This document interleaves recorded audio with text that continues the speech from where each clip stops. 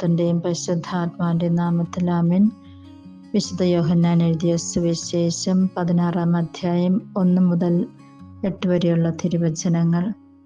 അക്കാലത്ത് യേശു തൻ്റെ ശിഷ്യന്മാരോട് അരുൾ ചെയ്തു, ഞാൻ സാക്ഷാൽ മുന്തിരിച്ചെടിയും എൻ്റെ പിതാവ് കൃഷിക്കാരനുമാണ്. എൻ്റെ ശാഖകളിൽ ഫലം തരാത്തതിനെ അവിടുന്ന് നീക്കിക്കളയുന്നു. എന്നാൽ ഫലം തരുന്നതിനെ കൂടുതൽ കായ്ക്കാനായി അവിടുന്ന് വെട്ടിയൊരുക്കുകയും ചെയ്യുന്നു. ഞാൻ നിങ്ങളോട് പറഞ്ഞ വചനം നിമിത്തം നിങ്ങൾ ശുദ്ധിയുള്ളവരായിരിക്കുന്നു.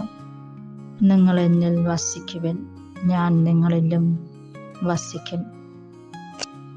മുന്തിരിച്ചെടിയിൽ നിൽക്കാതെ ശാഖയ്ക്ക് സ്വയമേവ ഫലം പുറപ്പെടുവിക്കുവാൻ സാധിക്കാത്തതുപോലെ എന്നിൽ വസിക്കുന്നില്ലെങ്കിൽ നിങ്ങൾക്കും സാധിക്കുകയില്ല. ഞാൻ മുന്തിരിച്ചെടിയും നിങ്ങൾ ശാഖകളുമാണ്.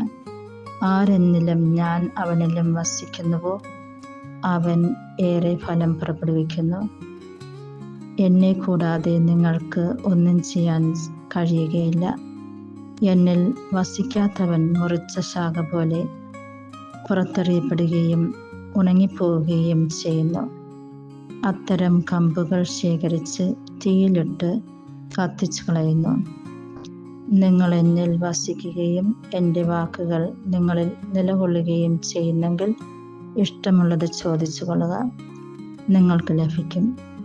നിങ്ങൾ ധാരാളം ഫലം പുറപ്പെടുവിക്കുകയും അങ്ങനെ എൻ്റെ ശിഷ്യന്മാരായി തീരുകയും ചെയ്യുന്നത് വഴി പിതാവ് മഹത്വപ്പെടുന്നു.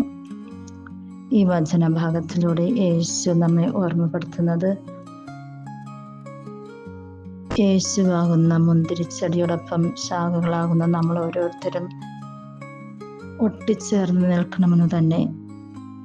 ഒരു ശാഖയും വെട്ടിപ്പോകാതെ സൂക്ഷിക്കുവാനായിട്ട് നമുക്ക് ശ്രമിക്കാം. തിരുസഭയാകുന്ന ആ മുന്തിരിച്ചെടിയിൽ നമ്മൾ ഓരോരുത്തരും അംഗങ്ങളായിരിക്കുമ്പോൾ തിരുസഭയുടെ മക്കളെ വളർത്തുവാനായിട്ട് നമ്മൾ ഓരോരുത്തരും കടപ്പെട്ടിരിക്കുന്നു.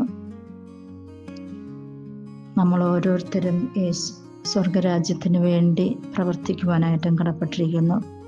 അങ്ങനെയാകുമ്പോൾ അനേകം ആത്മാക്കളെ നമുക്ക് നേടിയെടുക്കുവാനായിട്ട് സാധിക്കും.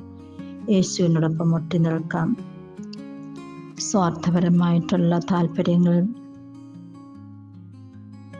ജീവിക്കാതെ യേശുവിൻ്റെ വചനത്തിൽ ഉറച്ചു നിന്നുകൊണ്ട് യേശു ചിന്തിച്ചതുപോലെയും യേശു സംസാരിച്ചതുപോലെയും യേശു പ്രവർത്തിച്ചതുപോലെയും നമ്മൾക്ക് ഓരോരുത്തർക്കും ആയിത്തീരാം. അങ്ങനെയാകുമ്പോൾ സ്വർഗം സന്തോഷിക്കും. സ്വർഗത്തിന് വേണ്ടി നിറയെ ആത്മാക്കളെയും നേടിയെടുക്കാം. അതിനായിട്ടുള്ള കൃപാവരങ്ങൾ പിതാവായ ദൈവം നമ്മൾക്ക് ഓരോരുത്തർക്കും നൽകട്ടെ എന്ന് പ്രാർത്ഥിക്കുന്നു.